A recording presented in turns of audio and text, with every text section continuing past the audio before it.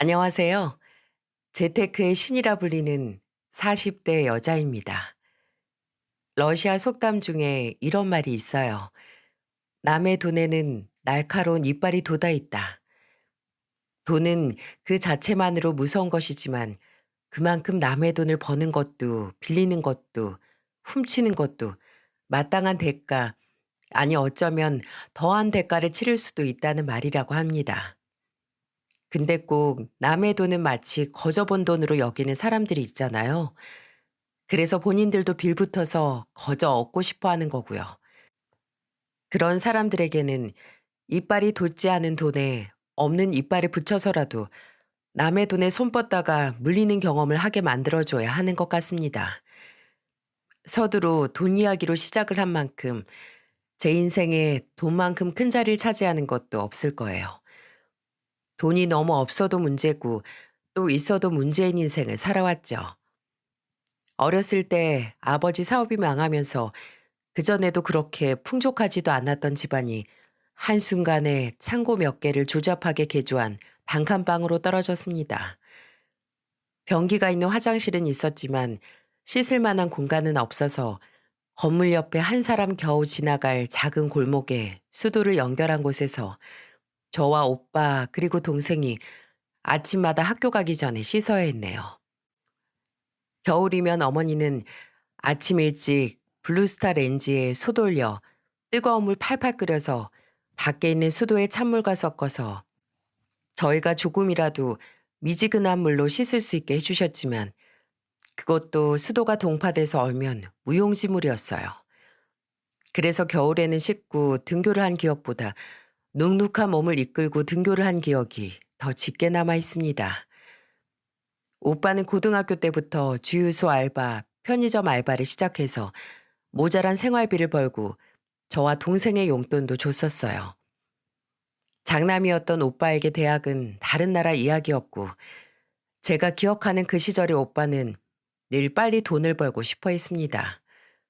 그건 저도 마찬가지였고요.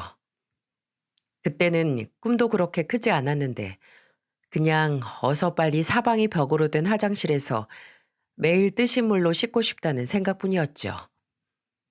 고등학교 졸업하고 오빠처럼 기숙사가 딸린 공장에 취직을 할까 했는데 불행인지 행운인지 제가 성적이 좋았거든요. 고등학교 2학년 때부터 담임 선생님이 진학 상담을 했었는데 제가 대학 입학을 희망하지 않는다고 했을 때 저를 뜯어말릴 정도였어요. 돈 없는 집안에서 애매한 재능은 그 당시 저에게는 혼란밖에 주지 않았고요. 내가 지금 돈을 안 벌고 대학에 들어가도 괜찮을까? 돈을 버는 것보다 대학에 가는 게 금전적인 투자 가치가 있을까? 하고 아직 미성년자 시절에 머릿속 계산기가 마구 돌아가는 거죠. 끝내 저는 대학에 입학을 했습니다. 오빠가 등록금을 보태주고 아버지가 고깃집에서 불판 닦는 아르바이트를 해서 보내주셨거든요. 저를 대학에 입학시키고도 저희 부모님은 지금도 이런 말씀을 하십니다. 우리 정인이 공부 더 시켰으면 더 좋은 학교 갈 수 있었는데 난 그게 아직도 그리 아쉽다. 부모님은 저를 더 좋은 환경에서 공부시키지 못한 걸 미안해 하셨지만 저는 제가 입학한 학교 등록금의 가치를 알고 있었어요. 그 돈이 나 하나를 학교에 입학시키기 위해 오빠와 아빠가 잠을 참아가며 일을 하고 그리고 엄마와 동생이 먹을 거 줄여가며 모은 돈이라는 것을요.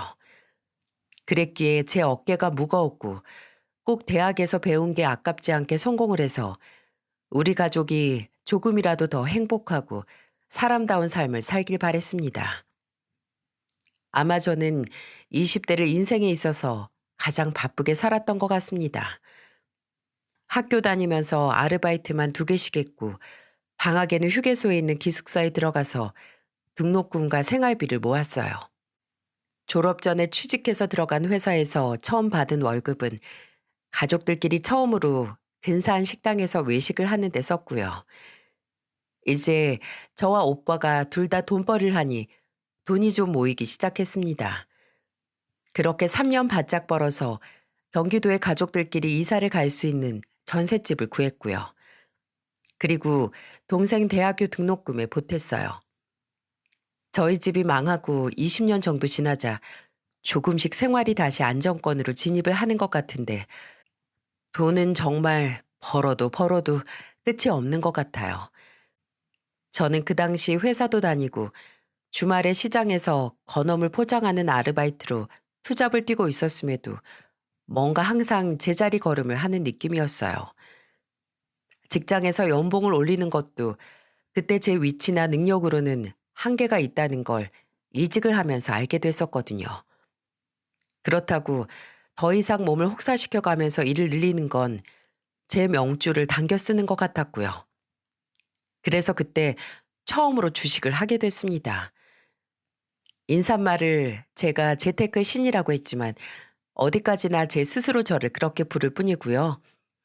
확실히 몇 년간 재테크로 재산을 증식했지만 그렇다고 해서 그걸 남들에게 말하고 다니진 않았어요. 돈은 모이면 모일수록 입을 다물어야 한다는 걸 알고 있었거든요. 제가 돈을 버는 건 어디까지나 내 가족, 내가 사랑하는 사람들이 돈 때문에 당장 내일 뜨는 해를 보지 않아도 되는 지옥으로 다시 돌아가지 않기 위한 일이었으니까 뭐 자랑할 필요도 없었죠. 근데 돈도 써본 사람이 안다고 20대 때 제게 재테크는 그냥 최대한 아껴 쓰는 것밖에 없었어요. 외식 일체 안 하고 배달 음식도 안 시켜 먹기. 그리고 1년에 옷 하나도 안 사기. 상여금은 없는 돈이라고 생각하고 예금 적금으로 나누기가 제가 생각하는 재테크의 끝이었거든요. 근데 한 번은 제가 30대에 들어서면서 승진을 하고 상여금을 꽤 받았던 적이 있거든요. 그때 이걸 또 없는 돈이라 치고 예금을 드는 게 아니라 없는 돈이라 치고 투자를 해보는 건 어떨까 했습니다. 그때 회사 부장님이 한창 주식 공부를 하셔서 점심 먹다 보면 이런저런 정보를 듣곤 했거든요. 저는 일개미처럼 일만 하고 식량을 저장만 하던 제 인생의 마지막 미친 짓이라고 생각을 하며 투자를 했고 처음 치곤 나쁘지 않은 이익을 남기게 됐습니다. 그때 맛본 승리로부터 제 재테크 인생이 시작됐어요. 투자는 하이 리스크, 하이 리턴이라고 하지만 그래도 돈 무서운 줄 아는 저는 재테크도 철저히 공부했습니다. 매일 주식시장 정보에 관한 기사들을 읽는 걸로 하루를 시작하고 책도 읽고 심지어 투자 귀재 강의까지 보러 다녔어요. 근데 그런 강연은 영양가 있는 정보는 별로 없었고 진짜 도움이 됐던 건 뉴스레터를 습관처럼 찾아보는 거였네요.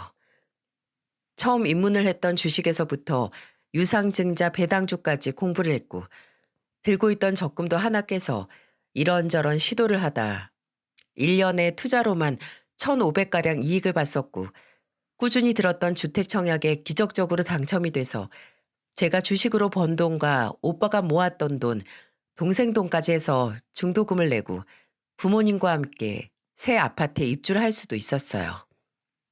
창고를 개조한 단칸방에서 30평대 아파트까지 드디어 앞으로 평생 우리 집으로 부를 수 있는 자가를 마련하게 된 거죠. 어쩌면 제 이야기를 듣고 참 재미없게 산다, 돈을 모을 줄만 알지 쓸 줄도 모른다고 연애는 해봤냐 하실 수도 있을 것 같아요. 근데 저도 나이만 헛먹은 게 아니라서 20, 30대 시절 연애도 해보고 심지어 30대 중반에 결혼도 할 뻔했었어요.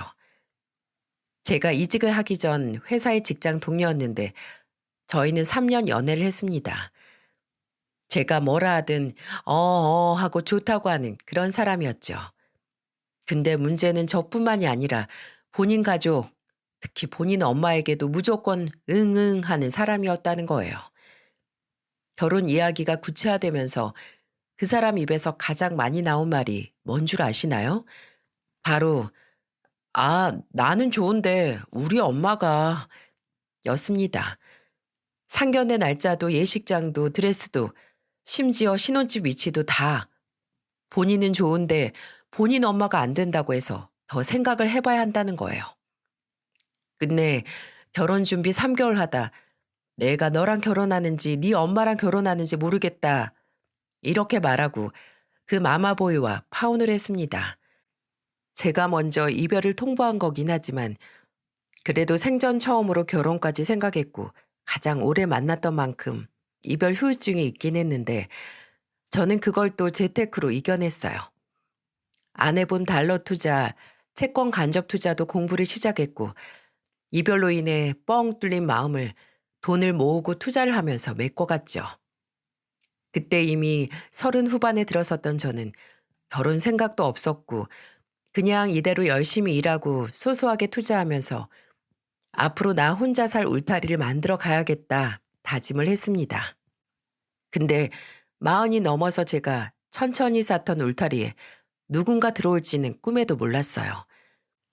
친구가 제가 사는 동네 근처에서 한잔하고 있다고 해서 얼굴 잠깐 보러 나갔다가 친구와 함께 술을 마시던 대학 후배를 만나게 됐어요.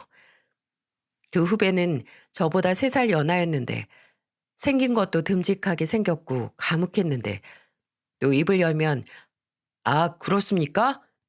한 깍듯한 존칭어를 쓰면서 예의 바르게 행동을 하더라고요.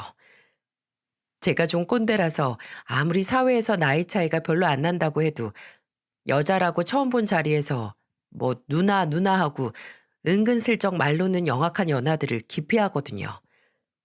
근데 그 후배는 초지일관 술을 2손으로 받고 심지어 고개를 살짝 뒤로 돌린 다음에 마시더군요. 얼굴을 봐선 취기가 좀 오른 상태인데 그런데도 그렇게 예의를 지키는 건 몸에 밴 습관이 아닌가 했습니다. 그리고 그날 헤어지면서 그 후배가 먼저 제게 그러는 거예요. "저 선배님 친구분하고 오늘 나눈 대화가 정말 즐거웠는데 괜찮으시면 종종 연락을 할 수 있게 연락처를 얻을 수 있을까요?"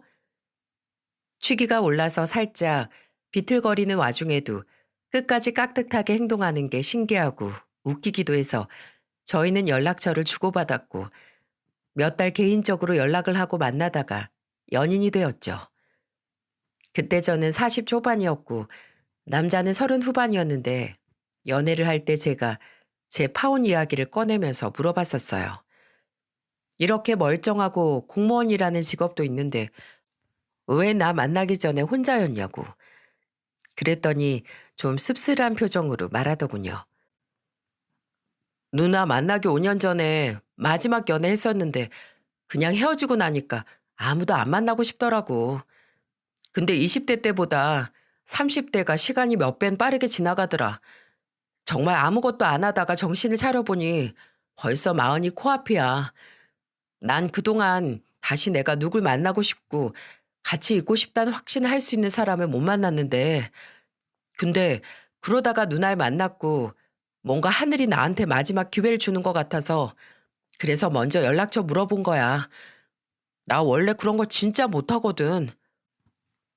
그 말을 듣는데 공감이 되더라고요. 사람하고 헤어진 다음에 오는 무기력이라든지 아무것도 안 했는데 시간이 바쁠 때보다 더 빠르게 가는 데서 오는 불안감이라든지 남자가 연하라서 그런지 제가 겪어온 걸 지금 겪고 있는 걸 보면서 위로를 해주고 싶기도 하고 또 힘이 되어주고 싶었습니다. 그렇게 만난 지 8개월 정도 됐을 때 남자가 먼저 결혼 이야기를 꺼냈는데 좀 이르긴 했지만 저희 둘 다 나이가 나이인지라 이해는 되더라고요. 근데 저도 그때는 이 사람을 만나면서 사라졌던 결혼 생각이 새롭게 꽃을 피우고 있던 터라 남자의 프로포즈를 받아들였고요.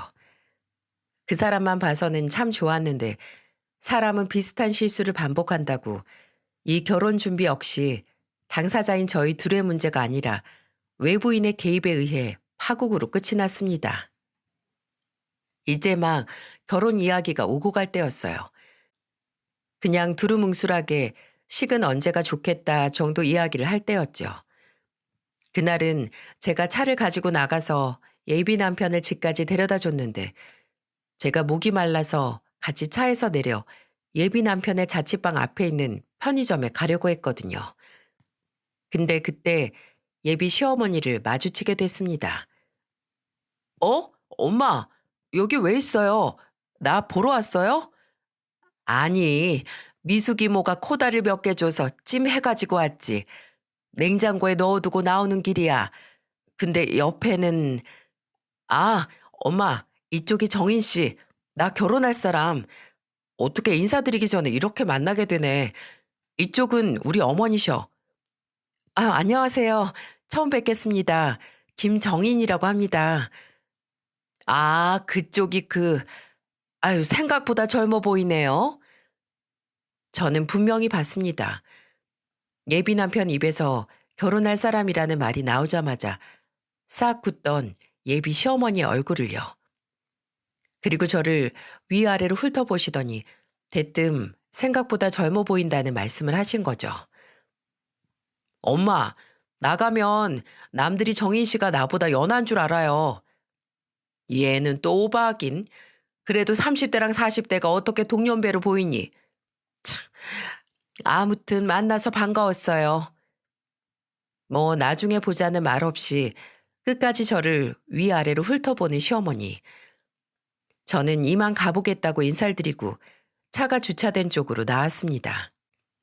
근데 예비 남편이 저를 차까지 또 배웅을 하겠다고 따라왔고 자연스럽게 예비 시어머니도 오셨어요.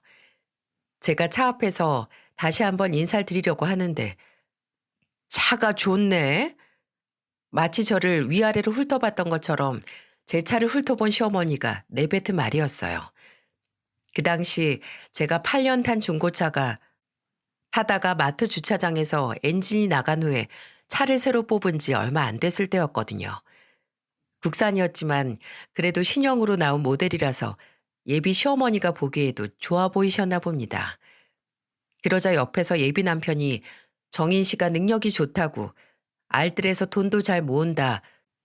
나보다 주식도 더 잘 안다고 똑똑하다고 제 칭찬을 하기 시작했어요. 예비 남편 입장에서야 이제 곧 며느리가 될 저를 예비 시어머니 앞에서 띄워준 거겠지만 그게 그 후에 어떤 파장을 불러올지 몰랐죠. 저는 그날 저녁 저를 보고 대뜸 나이에 대해 운운한 예비 시어머니를 생각하면서 조금 걱정을 하고 있었는데 다음날 예비 남편이 그러더라고요. 예비 시어머니가 저를 빨리 만나고 싶어 한다고요. 뭔가 저를 석연치 않게 생각한다는 느낌을 첫인상으로 강하게 받았던 터라 좀 의아했는데 시간이 갈수록 그 이유를 알 수 있었어요. 예비 시어머니의 초대에 예비 시댁에 간 날 저는 손질 굴비와 과일 그리고 예비 시아버지가 젓갈을 좋아하신다고 해서 젓갈 세트를 사서 갔어요. 예비 시댁에는 예비 시부모님과 그 당시 2년 다니던 회사를 그만두고 실업급여를 받아 생활하고 있던 시누이가 있었죠. 그날은 첫 만남과는 다르게 저를 보자마자 예비 시어머니가 잘 보니까 정말 우리 승택이보다 어려 보이네 라고 하시더라고요. 그래서 그날은 그냥 예상치 못한 만남이라서 좀 까칠해 보인 건가 했는데 분식집을 운영하시는 예비 시어머니가 차려주신 식탁 앞에 둘러앉아 뭐 시시콜콜한 이야기를 하는데 예비 시어머니가 먼저 저희 집에 대해 물어보시더라고요. 제 연봉이야 먼저 상여금 제외한 기본급여 말씀을 드렸는데 제 연봉이 구급 공무원이던 예비 남편보다 높았거든요. 근데 예비 시어머니가 아유, 나이만 위가 아니라 연봉도 위네 하시더라고요. 태도는 분명 바뀌었지만 계속 제 나이 얘기를 하는 게 뭔가 툭툭 거슬렸는데 그때 예비 시어머니가 그러시더라고요. 승태한테 들어보니 가족들 모두 자수성가했다고 들었는데 지금 부모님 집은 자간가?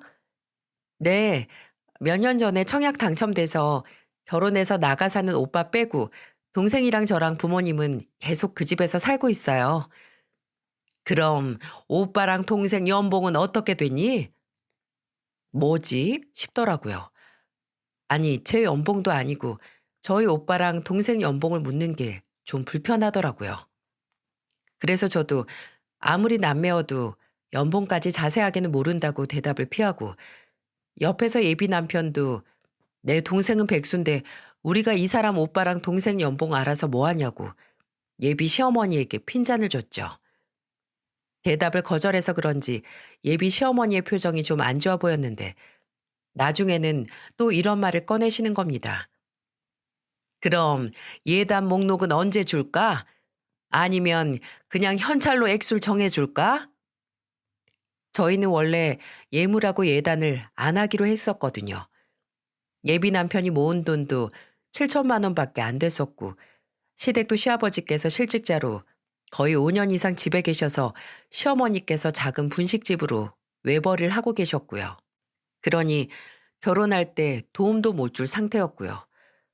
저야 받아야 한다고 생각도 안 하고 저는 제가 모은 돈이 있으니 상관이 없었지만 예비 남편이 먼저 예물과 예단을 생략하고 우리 둘 힘으로 결혼을 하자고 해서 저도 동의를 했었는데 대뜸 예물 목록 이야기를 꺼내니 당황할 수밖에요. 심지어 가는 게 있어야 오는 게 있는 건데 예물 이야기 하나 없이 예단 이야기를 꺼내는 것도 어이가 없었습니다. 엄마, 우리 그거 안 하기로 했다니까요. 그냥 우리 둘이 모은 돈으로 작게 시골리고 집도 대출 껴서 장만할 생각이니까 그렇게 아세요. 아니, 이 예단을 아예 안 한다고?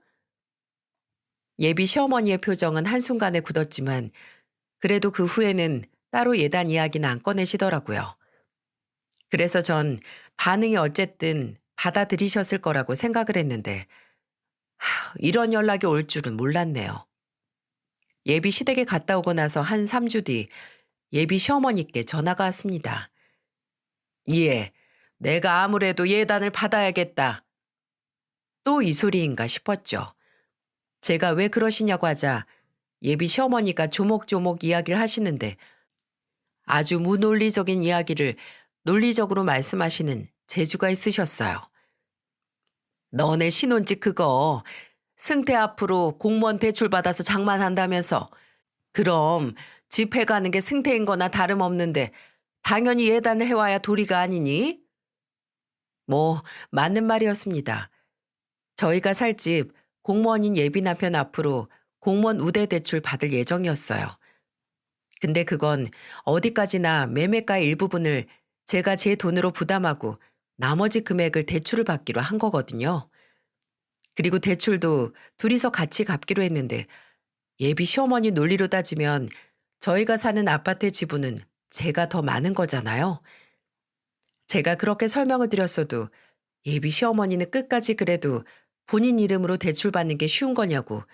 그거 다 공무원이라 우대를 받는 건데 내 아들 아니었으면 못 받았을 대출이라는 소리를 하면서 네가 예단을 해와야 도리라는 소리를 하시는 겁니다.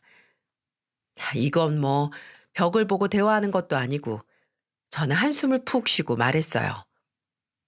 어머님, 그럼 제 앞으로 대출 받아서 집 살 테니까 저희 집으로 예물 보내주실래요? 부모님하고 상의해서 예물 목록 보내드릴게요. 그랬더니 아무 말도 안 하십니다. 저는 정말 예비 남편 조건 하나 안 따졌거든요. 결혼하면서 이 사람한테 얻는 건 그저 앞으로 긴 시간 이 사람과 꾸려갈 안정적인 가정, 그 하나뿐이었어요. 그리고 당사자도 제게 원하는 게 없는데 왜 예비 시어머니가 저한테 그렇게 원하는 게 많은지 점점 이 결혼 준비에 대한 환멸이 들기 시작했습니다.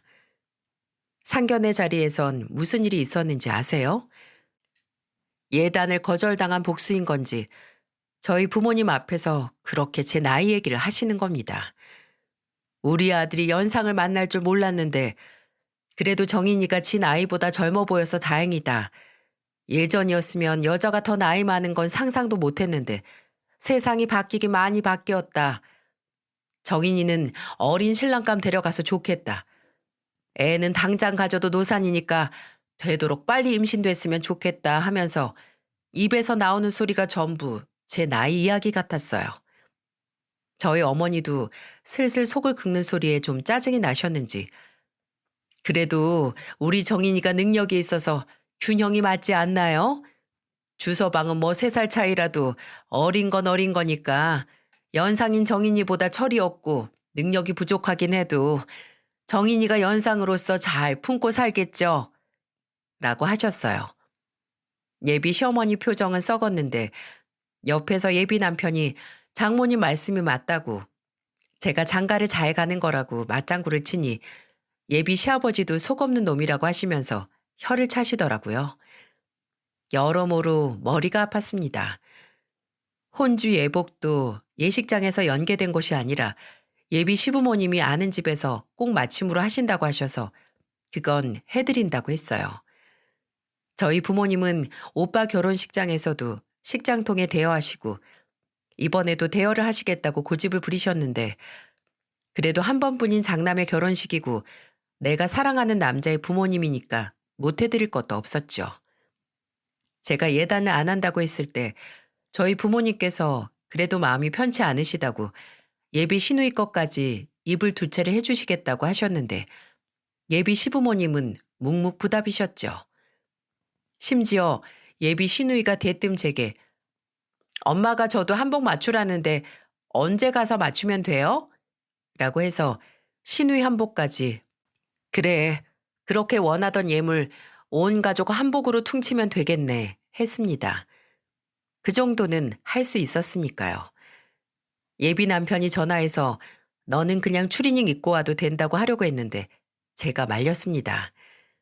지금 제 사연을 듣고 계신 분들은 정신이 온전하면 당장 그 결혼 무르고 도망치라고 하시겠죠? 걱정 마세요.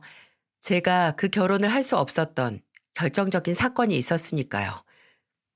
예비 시어머니께서 예비 시누이까지 한복을 맞춰줘서 고맙다고 약소하게 답례품을 샀으니까 가져가란 연락을 하셨습니다. 저는 웬일이지 싶어서 알겠다고 하고 그날 저녁에 갔죠. 그날은 예비 남편이 당직 근무를 하는 날이라서 혼자 갔는데 이게 우연이 아니더라고요. 아무것도 모르고 간 예비 시댁에서 예비 시부모님이 제게 답례라고 건넨 건 눈을 씻고 봐도 그냥 A4 용지 한 장이었어요. 그리고 거기에는 딱 봐도 혼수로 보이는 온갖 가구와 가전제품이 수십 개 목록으로 작성되어 있었어요. 어머님, 이게 그래, 보다시피 혼수 목록이야. 너 결혼 준비하느라고 힘들 텐데 내가 대신 만들었어. 이거 보고 넌 사기만 하면 된다. 아이고, 어찌나 생색을 내시던지 그거 몇 줄 쓰는데 손가락이 다 다셨나 봅니다. 이걸 감사하다고 절이라도 해야 하나 했는데 그냥 참고만 해야겠다 하고 생각을 했어요. 근데 좀 이상하더라고요. 혹시 이게 오늘 저한테 주실 답례품이에요? 아니, 그럴 리가 있나. 이런 종이 쪼가리가 뭐라고. 거기 매일 아랫줄 좀 봐봐라. 예비 시어머니의 손가락을 따라간 제 시선에 잡힌 건 기다란 혼수 목록 중 가장 아래 선불 3천만 원이라고 적힌 글자였어요. 선불? 여러분은 이게 뭔지 감이 잡히시나요? 제가 식당에서 밥을 먹는 것도 아닌데 왜 갑자기 이런 단어가 튀어나오는 건지 영문을 모르겠다는 표정으로 다시 예비 시어머니를 쳐다보니 예비 시어머니는 빵긋 웃더니 정상인이라면 이해하기 힘든 말을 읊으셨습니다. 원래 4천 정도 생각하고 있었는데 네가 승연이 한복까지 해줘서 고마워서 그래서 1,000만 원 답내로 뺐어. 너 편할 때 내 계좌 알려줄 테니까 거기로 넣어주렴. 아니 어머님 일단 이게 무슨 돈인지 알려주셔야죠. 승태한테 말 못 들었니? 너도 알다시피 공무원 되고 매달 집에 30만 원, 50만 원 생활비로 줬는데 이제 결혼하면 너도 시댁에 계속 돈 나가는 거 불편할 거 아니니. 그러니까 결혼 전에 미리 우리 생활비 할 거 보내놓으라고. 내가 몇 년째 마땅히 일을 못하고 있으니 이 사람이 혼자 분식집 하면서 돈 벌고 모자란 건 계속 승태가 도와줘서 이렇게 살았던 거야. 저 그래도 제가 그 돈을 왜 어머님께 따로 보내야 되는지 아무리 들어도 이해가 안 가거든요. 승태 씨는 혹시 알고 있나요? 예. 승태한테 그걸 뭐라고 말하니? 내가 이거 다 너 위해서 하는 말이야. 생각해봐라. 너는 아닌 척 하겠지만 여자가 나이가 더 많은 결혼 그거 잘 유지될 것 같니? 승태 주변에 어린 여자들이 그렇게 많은데 시간이 갈수록 집에 있는 나보다 나이 많은 마누라 눈에 들어오겠냐고. 근데 네가 결혼 전에 이렇게 미리 승태를 위해서 시댁에 신경 써봐라. 승태가 아주 너 모시고 살지. 어머님 죄송한데요. 어머니 그렇게 말하실 정도로 어머님하고 아버님 아들 안 젊어요. 저보다 고작 3살 어리고 곧 40이라고요. 40. 왜 계속 제 나이로 저를 죄인 취급하고 빚쟁이 취급해서 뭘 계속 받으려고 하는지 모르겠는데 전 별로 남편한테 모셔지면서 살고 싶지 않고요. 또 결혼해서 나중에 승태 씨가 어린 여자랑 바람이 나는 건 아직 일어나지도 않은 일이고 일어나도 그때 일이잖아요. 그럼 그때 이혼을 하건 하면 되죠. 근데 어머님께서 이렇게 직접 본인 아들이 아내 버리고 오직 다른 여자가 어리단 이유로 마음이 뜰 수 있다고 말씀하시는 게 좀 놀랍네요. 어머님, 아버님, 오늘 이 얘기는 제가 못 들은 걸로 하겠습니다. 그렇게 말하고 자리를 뜨려고 했어요. 일단 이 충격적인 일에 대해 혼자 생각을 정리하고 싶고 또 예비 남편과 심각한 대화가 필요했거든요. 근데 예비 시어머니는 저를 호락호락하게 보내주시지 않았어요. 갑자기 탁자 위에 있던 종이를 한 번 잡았다가 다시 탕 하고 손바닥을 탁자에 치면서 내려놓더니 이렇게 말씀하셨어요. 보자 보자 하니 너도 참 대책이 없다. 야, 내가 다른 사람이었으면 이런 것도 필요하다고도 안 해. 뭐 나이가 많아도 허투루 안 먹고 실속 챙겨서 뭐 재테크니 뭐 해서 재산 불렸다고 들어서 능력이 될 것 같아서 다 달라는 거야. 근데 너 그럴 거면 돈은 왜 모았니? 결혼할 남자, 그것도 새파랗게 어리고 공무원이라는 안정적인 직장 갖고 있는 남자랑 결혼할 거면서 이 정도도 시댁에 못해? 그냥 남편 잘 키워주셔서 감사합니다 하고 줄 수 있는 거 아니냐? 그렇게 따지면 어머님도 어머님 아들도 저희 부모님한테 저 잘 키워줘서 감사하다고 하셨어요? 저희 부모님은 그래도 딸 결혼한다고 입을 해드린다고 했고 저도 따로 한복 맞춰드렸잖아요. 아이고 뭐 자수성가다 뭐다 수준이 딱 그 정도인가 보다. 너 정말 주식이니 뭐니로 돈 번 거 맞니? 그냥 그 나이에 너보다 어리고 안정적인 남자 만나려고 우리 아들 속인 거 아니야? 그 순간 입 밖으로 비웃음이 왈칵하고 나왔습니다. 저도 모르게 그 상황에서 푸하하 하고 웃어버렸어요. 와, 내가 이러려고 돈을 악착같이 모은 게 아닌데 하는 생각과 함께 우리 부모님은 지금도 내가 용돈을 드리고 카드를 드려도 무서워서 잘 쓰지도 못하는 내 돈, 저 인간들이 우습게 보는 게 너무 화가 나는 거예요. 그래서 휴대폰을 들었습니다. 그리고 제가 사용하는 휴대폰 주식 어플을 켜서 제 계좌에 있는 시드, 그러니까 주식 투자용으로 따로 넣어둔 현금을 보여드렸죠. 그 당시 제가 그 계좌에 시드만 1억이 있었거든요. 이건 주식용 계좌만 보여드린 거고요. 예금이나 적금은 은행별로 다 있어요. 직접 보여드리니까 좀 믿으시겠어요? 휴대폰에 공이 몇 개인지 눈알을 움직여 세는 게 보였습니다. 금액을 확인 후 순식간에 집안은 조용해졌죠. 저는 제 가방에서 항상 챙겨 다니는 볼펜 하나를 빼들고 말했어요. 저한테 이렇게 충격적인 답례를 해주셔서 저도 보답 하나 할게요.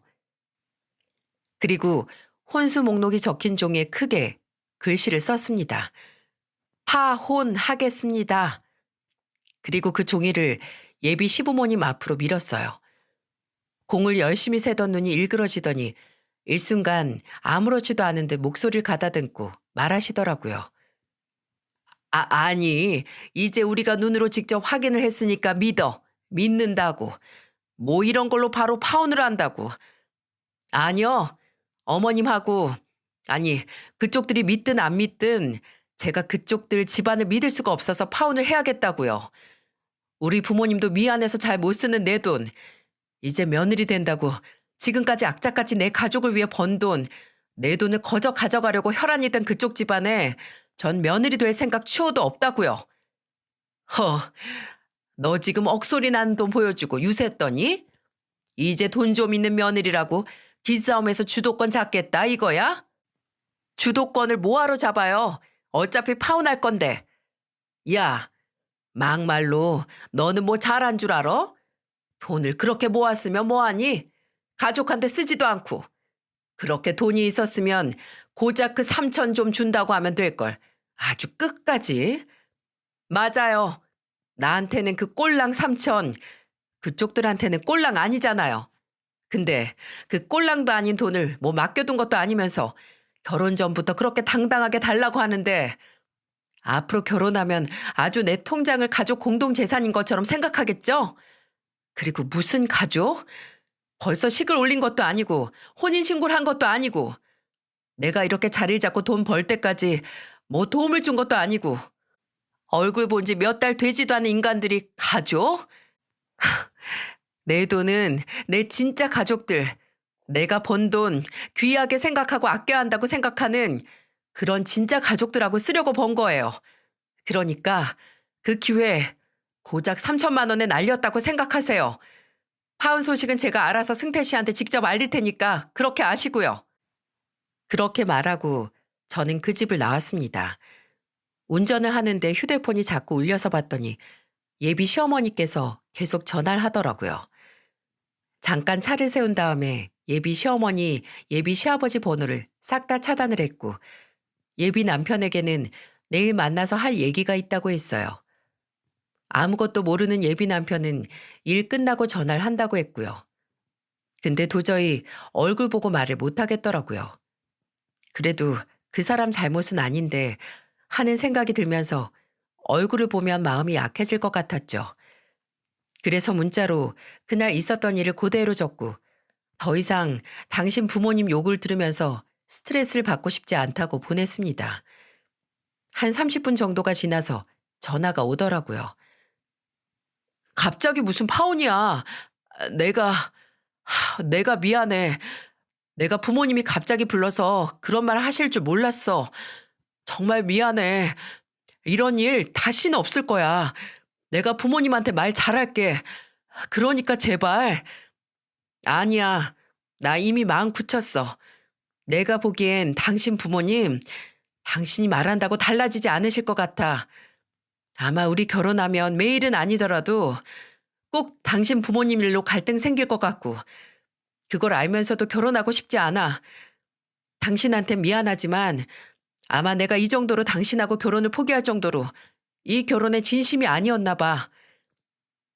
제가 생각해도 잔인했지만 진심이었어요. 이런 일이 20대 때 있었다면 아마 이 결혼을 감행했을 것 같았거든요. 조금 더 현실을 모르고 결혼이 선택이 아니라 필수적이라고 생각을 했을 때 그래도 다 사라질 거라고 믿고 했었겠죠. 근데 이제 살면서 사랑이나 결혼보다도 내 삶에 있어서 중요한 게 생기고 결혼이 무조건 해야 하는 게 아니라 그 외에도 내게 선택지가 많은 걸 깨닫게 되니 굳이 분명 내가 힘들어질 거라는 걸 빤히 아는 결혼 생활 속으로 저 사람을 사랑한다는 이유 하나로 뛰어들고 싶지 않았으니 말이죠. 예비 남편은 제발 만나서 이야기하자고 했지만 저는 단호히 결정을 내리고 얼마 안 지나서 그 사람 얼굴을 보고 싶지 않았어요. 그렇게 나는 네가 무슨 말을 하든 파혼을 할 거라고 하고 피했는데 한 5일 뒤에 회사 앞으로 예비 남편이 찾아왔습니다. 물론 예상치 못한 파혼인 만큼 예비 남편이 저를 찾아올 거라는 건 예상을 했지만 같이 온 사람은 전혀 상상도 못했네요. 예비 남편은 예비 시어머니와 함께 제 직장에 찾아왔으니까요. 솔직히 파혼을 통보하고 다음날 바로 찾아올 거라고 생각을 했는데 왜 늦게 왔나 했더니 예비 시어머니를 설득을 해서 오느라 시간이 걸렸나 하는 생각이 들었습니다. 예비 남편은 예비 시어머니를 끌어오더니 제 앞에서 이렇게 말했어요. 우리 어머니가 사과하신대. 당신한테 했던 말이나 말도 안 되는 요구들 전부 다 사과한다고 하시니까 제발 들어라도 주면 안 돼? 그 광경에 좀 어이가 없어서 제가 아무 말도 안 하고 있으니 예비 남편이 옆에 있는 본인의 엄마를 툭툭 치더라고요. 마치 누르면 음료수가 나오는 자판기 마냥 예비 시어머니는 굳은 표정으로 입을 열었죠.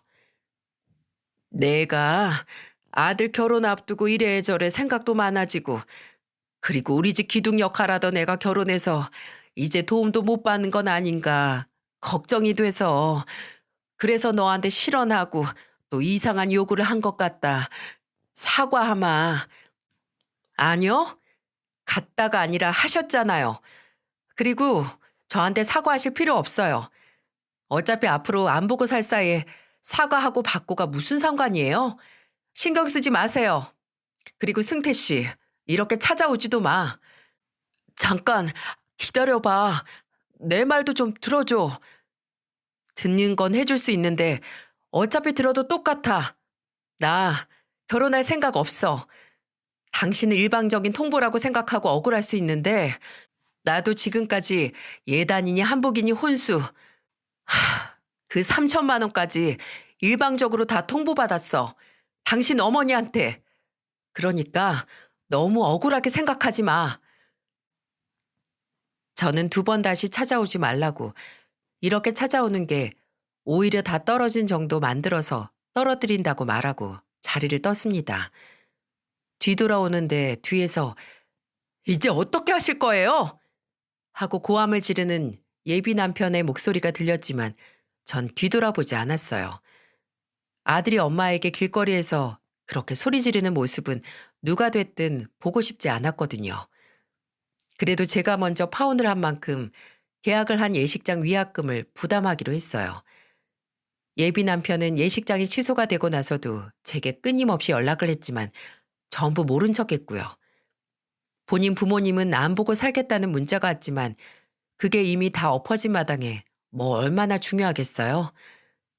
파혼을 하고 2달까지는 계속 연락을 해오더니 일주일 정도 포기한 것처럼 뜸하더라고요.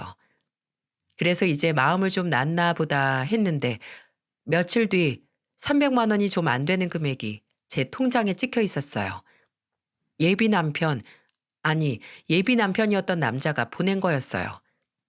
그리고 몇 분 뒤 문자도 왔는데 예식장 위약금은 제가 지불을 했으니 본인 부모님이랑 동생 한복했던 돈은 본인이 부담하겠다고요.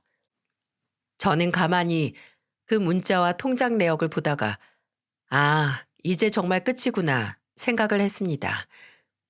그래서 고맙다고 어디서든 행복하길 바란다는 답장을 보냈습니다. 결과가 어찌됐든 정말 한때는 사랑했던 사람이었고 그 사람의 부모님이 아니었다면 정말 결혼까지 했을 테니까요. 저는 이렇게 2번째 파혼을 하고 말았네요. 사실 첫 번째 파혼 때보다 그렇게 충격이 오래 가진 않았어요. 물론 아, 내 팔자에 결혼은 없나 보다. 나는 평생 혼자로 살아야 하나 보다 하고 비관적인 생각을 하기도 했지만 제 파혼 이후에 매일 집에서 누나, 뭐 먹고 싶어? 하고 맛있는 음식을 만들어주는 동생이나 종종 조카가 고모 사랑해요 라고 외치며 재롱 부리는 동영상을 찍어 보내주는 새언니와 아닌 척하지만 너 살 빠지면 더 못나진다 하고 휴대폰 기프티콘을 보내주는 오빠 그리고 평생 돈 든다고 여행 이야기는 꺼내본 적이 없으시면서 우리 딸 바람 쐬게 같이 좋은 데 갔다 올까? 하고 먼저 물어봐 주시는 부모님을 보면 이렇게 내가 몇 살을 먹든 나를 걱정하고 생각해 주는 가족들이 있는데 뭐가 혼자고 혼자면 또 뭐 어떠냐 하는 생각을 하게 됐어요. 앞으로는 다른 걱정 없이 그냥 지금까지 그랬던 것처럼 일 열심히 하고 또 적성에 맞는 재테크도 공부를 해서 내가 버는 돈의 가치와 소중함을 알아주는 가족들을 위해 더 알뜰살뜰 살려고 합니다. 아, 그리고 엎어지긴 했지만 결혼을 준비하면서 부모님 곁을 떠나 독립을 하는 걸 기대를 좀 했거든요. 그래서 올해 5월에 자가를 마련해서 독립을 준비 중인데 결혼은 안 했지만 독립으로서 새로운 마음으로 제2의 인생을 살아볼까 합니다. 소중한 시간을 할애해서 들어주신 여러분께 감사드리고요. 앞으로 독립을 해서 새 인생을 시작할 저를 응원해 주시길 바랍니다. 모두 행복하세요.